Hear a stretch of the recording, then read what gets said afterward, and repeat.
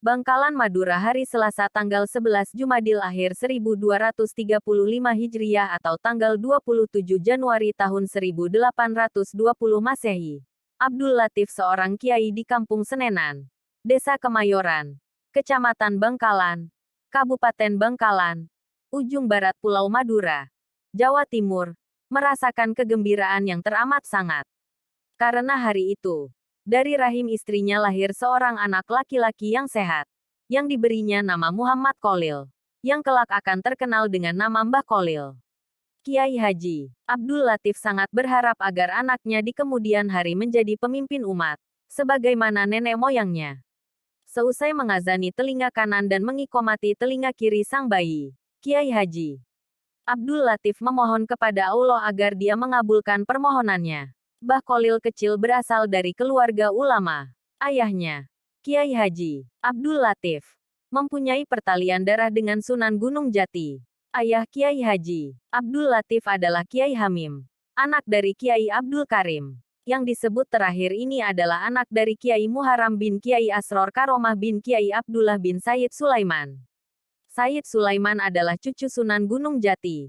Maka tak salah kalau Kiai Haji Abdul Latif mendambakan anaknya kelak bisa mengikuti jejak Sunan Gunung Jati karena memang dia masih terhitung keturunannya.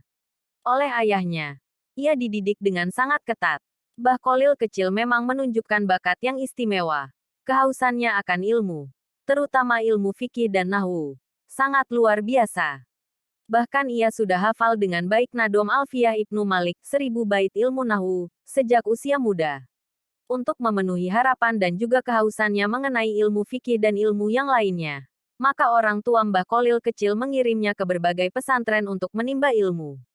Belajar ke pesantren, mengawali pengembaraannya, sekitar tahun 1850-an, ketika usianya menjelang 30. Mbah Kholil muda belajar kepada Kiai Muhammad Nur di Pondok Pesantren Langitan, Tuban, Jawa Timur. Dari Langitan beliau pindah ke Pondok Pesantren Cangaan, Bangil, Pasuruan. Kemudian beliau pindah ke Pondok Pesantren Kebon Candi.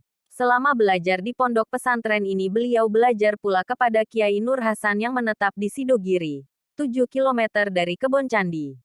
Kiai Nur Hasan ini, sesungguhnya, masih mempunyai pertalian keluarga dengannya. Jarak antara Kebon Candi dan Sidogiri sekitar 7 km. Tetapi, untuk mendapatkan ilmu, Mbah Kholil muda rela melakoni perjalanan yang terbilang lumayan jauh itu setiap harinya. Di setiap perjalanannya dari Kebon Candi ke Sidogiri, ia tak pernah lupa membaca surah Yasin. Ini dilakukannya hingga ia dalam perjalanannya itu hatam berkali-kali. Orang yang mandiri, sebenarnya, bisa saja Mbah Kholil muda tinggal di Sidogiri selama nyantri kepada Kiai Nur Hasan. Tetapi ada alasan yang cukup kuat bagi dia untuk tetap tinggal di Kebon Candi.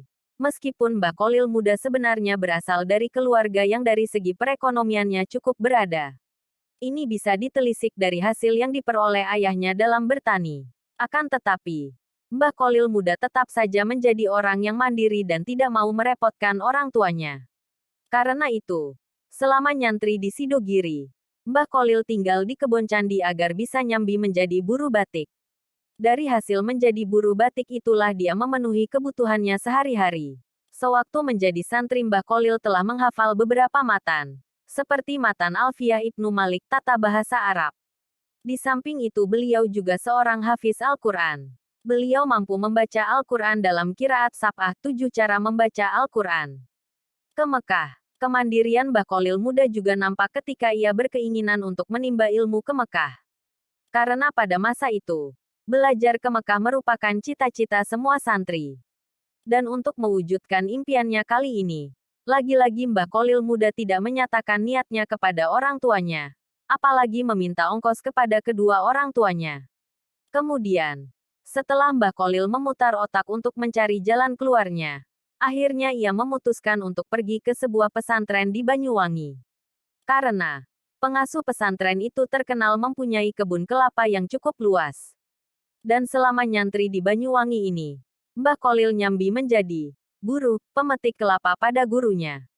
Untuk setiap pohonnya, dia mendapat upah 2,5 sen. Uang yang diperolehnya tersebut dia tabung.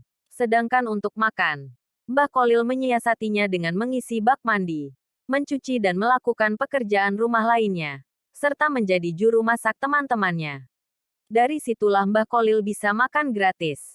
Akhirnya, pada tahun 1859 Masehi, saat usianya mencapai 24 tahun, Mbah Kolil memutuskan untuk pergi ke Mekah. Tetapi sebelum berangkat, Mbah Kolil menikah dahulu dengan Nyai Asyik, anak perempuan Lodra Putih. Setelah menikah, berangkatlah dia ke Mekah. Dan memang benar, untuk ongkos pelayarannya bisa tertutupi dari hasil tabungannya selama nyantri di Banyuwangi. Sedangkan untuk makan selama pelayaran, konon, Mbah Kolil berpuasa.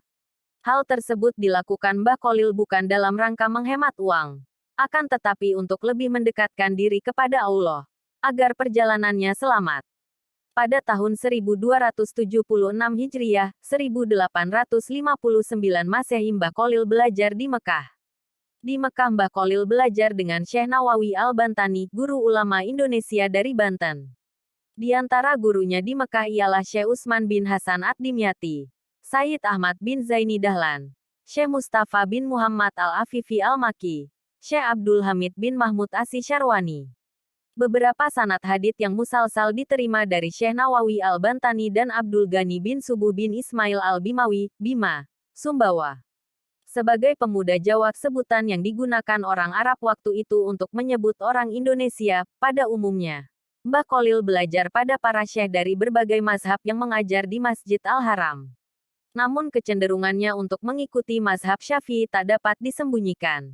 Karena itu, tak heran kalau kemudian dia lebih banyak mengaji kepada para syekh yang bermazhab Syafi'i.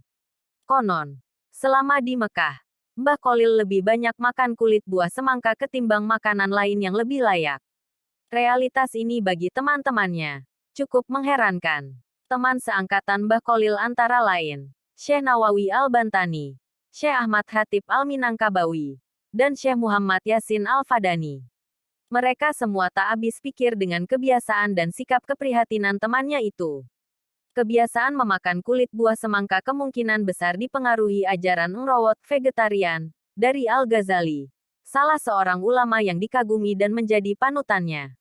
Mbah Kolil sewaktu belajar di Mekah seangkatan dengan Kiai Haji Hashim Asy'ari, Kiai Haji Wahab Casbullah dan Kiai Haji Muhammad Dahlan. Namun ulama-ulama dahulu punya kebiasaan memanggil guru sesama rekannya, dan Mbah Kolil yang dituakan dan dimuliakan di antara mereka.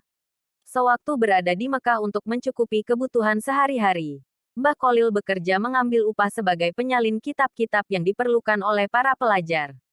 Diriwayatkan bahwa pada waktu itulah timbul ilham antara mereka bertiga, yaitu Syekh Nawawi Al-Bantani, Mbah Kolil dan Syekh Soleh As-Samarani, Semarang, menyusun kaidah penulisan huruf pegon.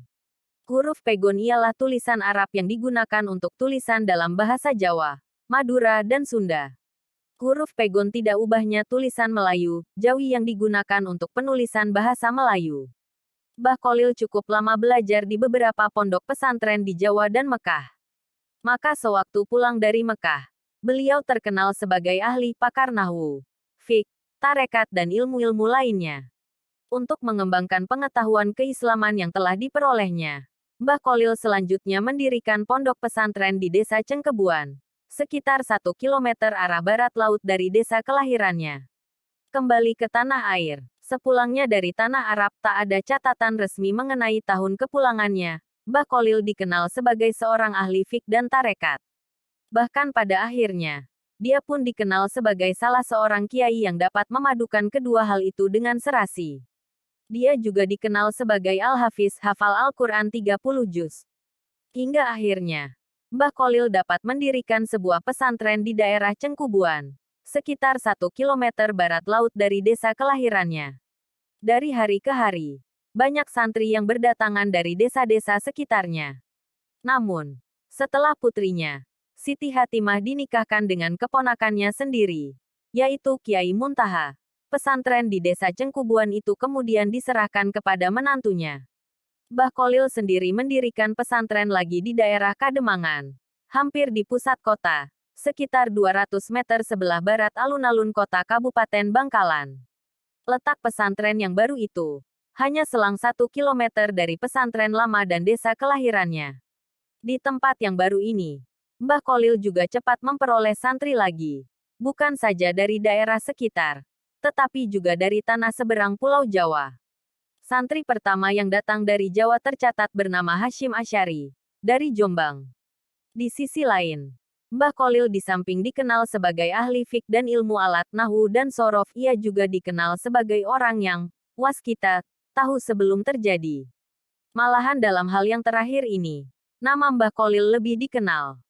Salah satu karomah beliau adalah menyembuhkan orang lumpuh seketika. Dalam buku yang berjudul Tindak Lampah Romo Yai Syekh Ahmad Jauhari Umar, menerangkan bahwa Mbah Kholil Bangkalan termasuk salah satu guru Romo Yai Syekh Ahmad Jauhari Umar yang mempunyai karomah luar biasa.